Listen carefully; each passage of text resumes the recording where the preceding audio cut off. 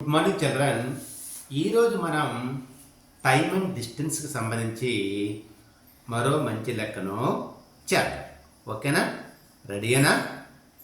చూడండి, 1 కిలోమీటర్ పొడవు గల ప్రయాణికుల రైలు గంటకు 45 కిలోమీటర్ల వేగంతో పోతుంది.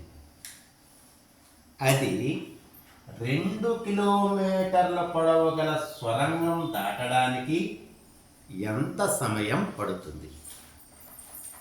దానికి జవాబులు: ఏ 3 నిమిషాలు, బి 4 నిమిషాలు, సి 30 నిమిషాలు, డి 15 నిమిషాలు. చూడండి, 1 కిలోమీటర్ పొడవు గల రైలు ఉందట. అది గంటకు 45 కిలోమీటర్ల వేగంతో పోతుందట. అది 2 కిలోమీటర్ల పొడవు గల సొరంగం అంటే టన్నల్ని ఎన్ని నిమిషాల్లో దాటుతుంది అని అడిగారు. ఇక్కడ చూడండి,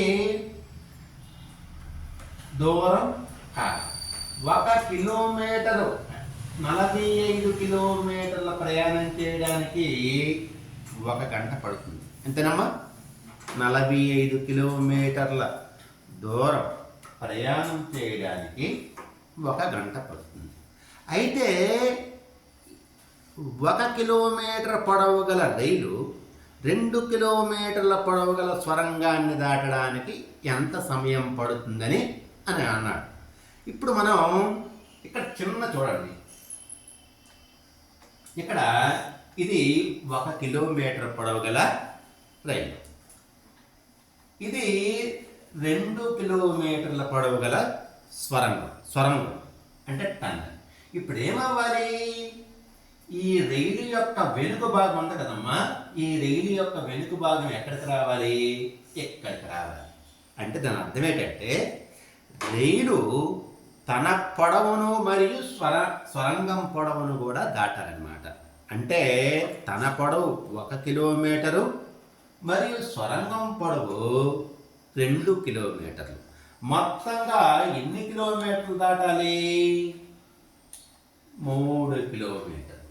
సో 3 కిలోమీటర్ల దాటడానికి ఎంత సమయం పడుతుంది? ఇక్కడ అడ్డుగుణకారం చేసుకుంటే క్వశ్చన్ మార్క్ ఈక్వల్ టు 3 కిలోమీటర్లు ఇంటూ 1 గంట బై 45 కిలోమీటర్లు. ఈ కిలోమీటర్లు ఒకలాంటి ప్రమాణాలు కాబట్టి మనం ఆ ప్రమాణాలని తొలగిద్దాం. 3 1 3, మళ్ళా ఇక్కడ 4 తీసుకుంటే 3 1 3 పట్టింది, ఇంకా 1 ఉంది, 1 పక్కన 5 తీసుకుంటే 15. అంటే ఇక్కడ ఈక్వల్ టు 1 గంట బై కిందని 15 ఉంది. మనకి 1 గంట అంటే ఏంటి? 60 నిమిషాలు బై 15. 15 1 15, 15 4 60, అంటే 4 నిమిషాలు. అంటే రైలు తన పొడవుతో పాటు సొరంగం పొడవు టన్నల్ పొడవును దాటడానికి 4 నిమిషాలు పడుతుంది.